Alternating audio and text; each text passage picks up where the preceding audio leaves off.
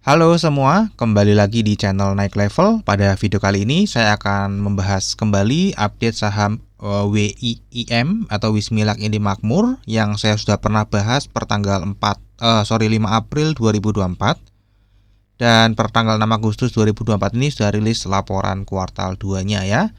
Dan harga saat ini adalah harga terendah ya, dekat dengan harga terendahnya selama setahun terakhir. Nah, kira-kira apakah saham ini masih menarik untuk dibeli atau tidak?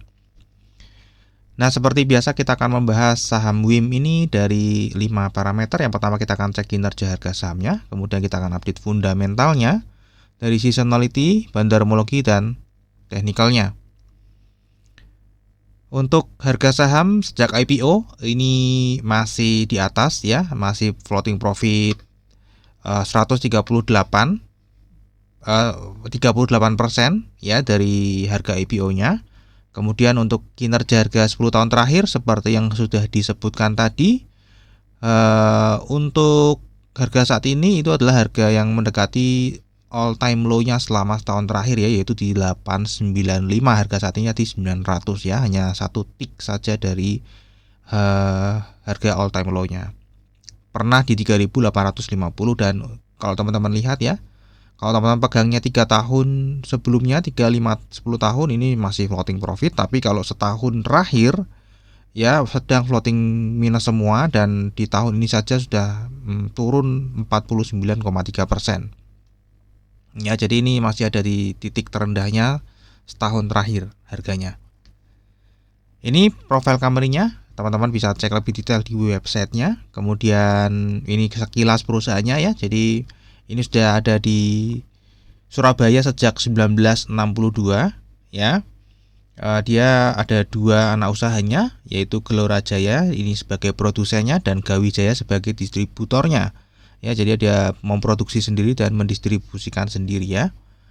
Kemudian dia punya 4 fasilitas produksi, 4 sentra logistik regional, 22 area distribusi, 2 stock point, dan 26 agen di seluruh Indonesia. Ya, produk-produknya ini ada SKT, SKM, cerutu, sama filter rods ya. Nanti kita akan bahas. Ini kepemilikan sahamnya teman-teman ya. Dia ada saham treasury, kemudian ini ada WIM ya, tadi sudah disebutkan punya 2 anak usaha ya, Gelora Jaya dan Gawijaya. Ini produsen dan ini adalah distributornya yang mendistribusikan hasil dari sini. Kemudian ini lebih detailnya tadi teman-teman ya. Untuk Gelora Jaya tadi dia memproduksi di bawah merek Wismilak dan Galan dalam kategori SKT dan SKM ya. Kemudian Gawijaya ini mendistribusikan ya produk yang diproduksi oleh Gelora Jaya teman-teman ya.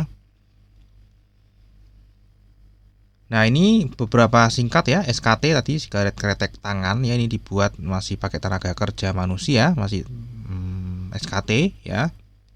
Kemudian untuk yang pakai mesin ini ada ini produknya teman-teman ya. Kemudian ini ada cerutu ya. Kemudian ini ada filter ya. Nah, kalau kita lihat performance-nya per 6 bulan di 2024 ini secara overall sebenarnya turunnya nggak begitu banyak penjualannya. Tapi kalau kita lihat teman-teman ya, sigaret kretek mesinnya ini turunnya cukup signifikan ya. Namun dari SKT, filter naik, cerutu juga naik signifikan ya. Cerutu ini ada lainnya juga 634 dan ada ekspornya juga meningkat. Jadi penurunannya terjadi ada di sigaret kretek mesin, di mana WIM ini masih menggunakan cukai tier 2 ya teman-teman ya. Dan dia membatasi penjualannya hanya 3 miliar batang per tahun. Jadi seandainya di tahun 2024 ini perusahaan mampu mempertahankan penjualan SKM-nya dan meningkatkan SKT, filter, cerutu, maka performance-nya mestinya akan ditutup bagus di tahun 2024 ini ya. Tapi ini kalau kita lihat per kuartal 2 ini SKM-nya masih belum minimal menyamai ya, karena kalau untuk growth sudah tidak bisa, jadi hanya bisa menyamai ya. Jadi masih punya waktu di kuartal 3 dan kuartal 4 untuk kejar target minimal sama omsetnya untuk SKM dengan omset tahun lalu teman-teman ya. Dan kalau kita lihat kinerjanya secara jangka panjang ini masih naik ya, kemudian ini puncaknya di 2023 kemarin dan ini turun, labanya juga ikut turun, estimasinya ini masih lebih tinggi daripada 2022 ya estimasinya. Jadi 2023 ini mungkin anomali tertingginya, tapi overall ini masih annualized 2024 secara omset masih lebih tinggi dan secara labanya juga di setahun kan masih lebih tinggi dibandingkan 2022 teman-teman ya. Kan kalau kita lihat secara struktur pendapatannya pun 2023 ini membaik ya, dan ini sempat turun juga di sini karena memang mungkin SKM-nya turun tadi teman-teman ya, SKM-nya turun. Dan kalau kita cek untuk total pendapatannya dari 2,38 triliun turun jadi 2,2 triliun tadi atau turun 6,7%. Laba kotornya akhirnya juga turun. Ya, kemudian laba usahanya turun hampir setengah dan laba bersihnya turunnya 40,4%. Jadi ini mirip dengan penurunan sahamnya setahun ini ya, hampir 50-40%an tadi ya, sekitar hampir 50% di tahun ini ya. Nah, kemudian kalau kita cek secara valuasinya, tadi kan sudah diinfo bahwa harga ini saat ini adalah harga terendah. Nah, valuasinya gimana? Pada saat video ini dibuat ya, PBV-nya ini masih di atas rata-rata teman-teman ya. Jadi masih di atas rata-rata yaitu di 1,07, sedangkan rata-ratanya di 0,91. Ya, secara price to book value ini masih di atas rata-rata tipis. Kemudian secara pair-nya ini masih di bawah teman-teman ya, masih di bawah rata-rata di mana pair-nya biasanya diperdagangkan di 8,2. Sekarang ada di 6,4 ya. Jadi ini masih secara pair masih di bawah, namun secara PBV di atas sedikit rata-rata. Nah, untuk earning yield-nya ini masih memberikan valuasi yang murah karena memberikan earning yield setahun 15,6%. Ya, jadi di harga saat ini memberikan valuasi yang murah tentunya, dan kalau kita lihat ini adalah valuasi termurah Wismilak sejak 2015 secara earning yield. Jadi ini adalah pendapatan atau ya namanya earning yield ya, atau perolehan kalau teman-teman beli di harga 900 ini memberikan earning yang paling tinggi ya di harga saat ini. Dan berapa sih harga wajarnya kalau kita lihat ya, harga wajarnya ada di 935 sampai 1400. Jadi harga saat ini masih terdiskon 4 sampai 36% lah ya dari harga wajarnya. Untuk dividen ini rutin pembagian dividen teman-teman ya, dan kalau kita lihat ini naik terus untuk yieldnya ya, karena tadi memang labanya naik terus dan harganya sedang turun ini ya, sedang turun. Dan untuk prediksi nanti di tahun 2025 kemungkinan ini sulit ya untuk diprediksi, namun saya mengambil kesimpulan mungkin bisa membagikan 50% dari EPS ya. 50% karena kalau kita lihat dia tahun ini juga masih ada capex untuk penambahan mesin ya, dan ada untuk replace mesin yang sudah existing juga ya. Jika sudah berhenti ekspansinya ya bisa jadi lebih tinggi dari 50% di tahun depan. Tapi ini estimasinya ya 50% aja sesuai dengan cash yang ada saat ini ya. Atau akan memberikan yield 7,77%. Dan kalau kita cek kesehatan finansialnya sebenarnya ini sehat teman-teman ya. Secara debt to equity ratio-nya ini jauh di bawah 1. Ya, quarter ini sempat nambah tapi juga masih jauh ya, masih jauh di bawah 1, bahkan tidak sampai 0,1. Karena rasionya bagus ya, tinggi. Mungkin ini tinggi di stok ya, karena kalau kita lihat quick rasionya nggak sampai 1, tapi karena rasionya sampai di atas 3, jadi mungkin ada stok yang melimpah ya, teman-teman bisa cek di laporan keuangannya. Untuk seasonality ini tidak cukup menarik ya, karena memang tidak ada yang berpotensi naik di atas 60% teman-teman ya. Kalau kita lihat juga ini masih turun terus ya, tahun ini masih turun. Namun penurunan ini sebenarnya ya cukup wajar. Kenapa? Karena habis naik cukup tinggi di tahun 2023. Sama seperti 2020 ya, dia naik kemudian di tahun depannya dia koreksi kemudian dia naik lagi ya. Kemudian untuk struktur saham ini masih tidak ada perubahan ya, masih dipegang oleh pengendalinya masih menggunakan nama personal sehingga terdeteksi sebagai investor retail lokal di data struktur saham. Peran investor asing di saham ini kalau kita lihat ya di 2024 cukup lumayan berpengaruh ya, 2,43 rata-rata. Dan di Agustus ini teman-teman ya, kalau kita lihat sejak Mei investor asing masih buang barang ya. Dan sejak Agustus ini kalau kita lihat ya 1, 2, 5 ini memang investor asing lah yang menurunkan harganya ya. Jadi hajar kiri ya, investor asing hajar kiri. Nanti kita akan cek siapa. Dan ini untuk investor retail lokal. Kalau kita perhatikan jumlahnya bertambah ya.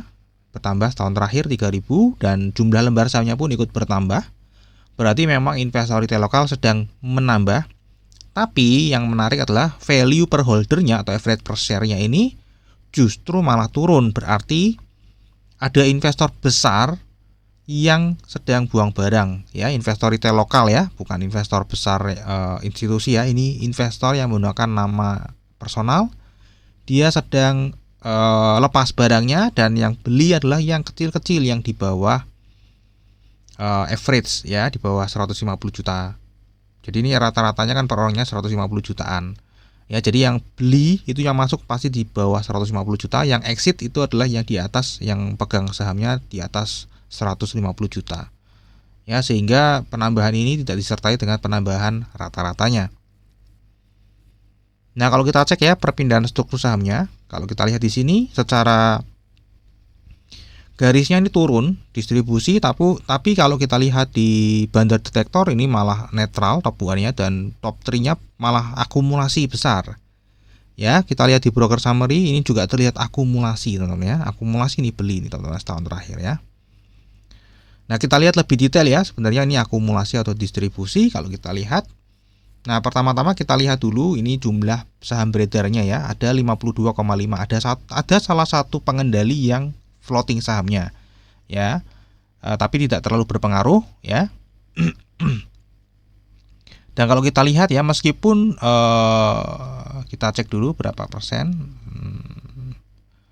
kita lihat ya kepemilikan masyarakat adalah 31 tambah yang skiri plus aja ya, 31,8 ya, 31,8.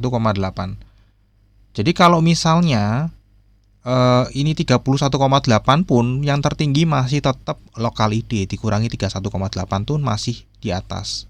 Ini masih top 2-nya. Jadi di luar pengendali sebenarnya yang memegang saham ini adalah mayoritas investor retail lokal. Ya. Dan kalau kita perhatikan ya, setahun terakhir teman-teman ya. Ini saya juga highlight di video saya yang sebelumnya. Lokal MF ini sedang menghabiskan barangnya. Waktu itu belum habis dan ini sudah habis ya, sudah nol.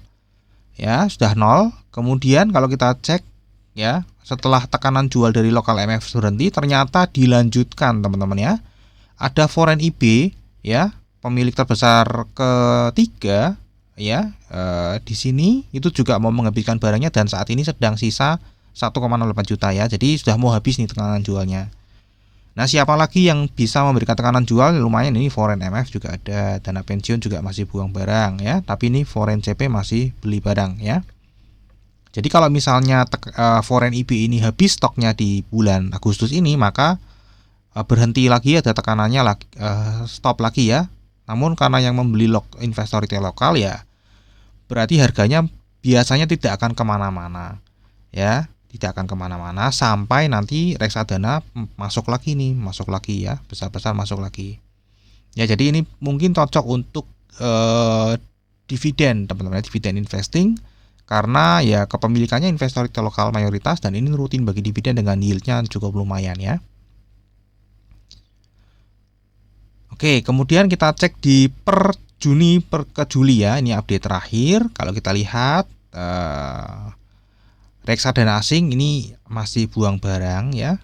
Ini yang terbesar tadi foreign IB ya. Jadi yang menurunkan harganya di bulan Juli itu adalah foreign IB ya. Ini buang kasih tekanan cukup besar ya, paling besar. Yang nampung paling besar itu adalah foreign CP dan dibantu oleh foreign OT dibantu foreign CV dan lokal ID ya. Jadi kalau misalnya bulan Agustus ini foreign IB 0, jadi lumayan ya, tinggal sisa foreign MF dan dana pensiun. Ini kalau melanjutkan penjualan ya tekanan jualnya masih akan berlanjut ya. Nah, buat teman-teman yang pengen bisa memiliki data seperti ini bisa cek di deskripsi video teman-teman ya. Oke, untuk Di bulan Agustus ini kalau kita lihat masih ada penurunan ya, dan tadi kita lihat dari data investor asing yang menurunkan harga adalah investor asing ya. Nah, ini adalah pola teknikal yang saya update di video saya sebelumnya per tanggal 5 April 2024. Saya prediksi dia akan ranging aja di sini, kemudian dia akan naik ya. Kenaikan ini berdasarkan karena ini memang dipegang kebanyakan oleh investor retail lokal ya, yang sensitif terhadap laporan keuangan, dan prediksinya itu adalah naik di tahun ini. Bismillah, karena memang GGRM dan HMSP sedang sulit ya, masyarakat sedang ada kesulitan untuk membeli budget untuk membeli rokok, sehingga mereka menurunkan budgetnya ke yang lebih rendah yaitu tier 2 di WIM ya. Ternyata di luar ekspektasi malah turun SKM-nya, dan kemungkinan besar masyarakatnya justru malah membeli rokok yang di luar WIM ya. Jadi rokok-rokok yang lebih murah ya, yang mungkin tidak membayar cukai atau di toko-toko tembakau langsung, dilinting di situ langsung, sehingga ternyata kinerja WIM tidak sesuai ekspektasi ya. Dan kita lihat di sini untuk analisa kedepannya, kemungkinan tadi berdasarkan kinerjanya yang masih belum terlihat naik, memang masih memiliki potensi naik ya, selama dia bisa minimal menyamakan omset SKM-nya dengan tahun lalu dan meningkatkan SKT dan filternya, itu ada potensi untuk bisa naik lagi secara fundamental. Namun ini masih menunggu nanti laporan kuartal 3. Jadi selama itu kita lihat dari bandarmologi, tekanan jualnya juga sudah mulai menipis, kemungkinan dia akan ranging aja di 900 sampai 1200. Oke, sekarang kita akan masuk ke risamnya. Untuk fundamental, kinerja jangka panjangnya masih naik ya. Untuk jangka pendeknya ini masih turun. Valuasi terbilang murah, rutin bagi dividen dengan forecastnya di 2025 7,7% dari harga saat ini. Seasonality ini kurang menarik. Kemudian secara bandarmologi tadi sedang ada distribusi ya, baik setahun terakhir maupun di Agustus ini juga masih terlihat distribusi dan investor asing yang masih melakukan distribusi, dan itu foreign IB ya, dimana stoknya mestinya habis di bulan Agustus ini ya. Jadi nanti kalau misalnya investor asingnya sudah stop ya, mungkin harganya bisa mantul naik, kemudian ya ranging aja seperti tadi ya, teknikalnya ranging di area 900 sampai 1200. Terakhir disclaimer ya teman-teman. Nah, jadi analisa yang saya bagikan di YouTube ini adalah analisa saya pribadi yang tentu saja juga bisa salah ya. Ini bukan ajakan jual atau beli saham WIM. Silakan teman-teman tetap wajib melakukan analisa sendiri. Jadikan video saya ini hanya sebagai pelengkap informasinya teman-teman. Oke, sampai di sini dulu aja analisa saham WIM ya. Semoga bisa bermanfaat. Kita akan ketemu lagi di video yang berikutnya.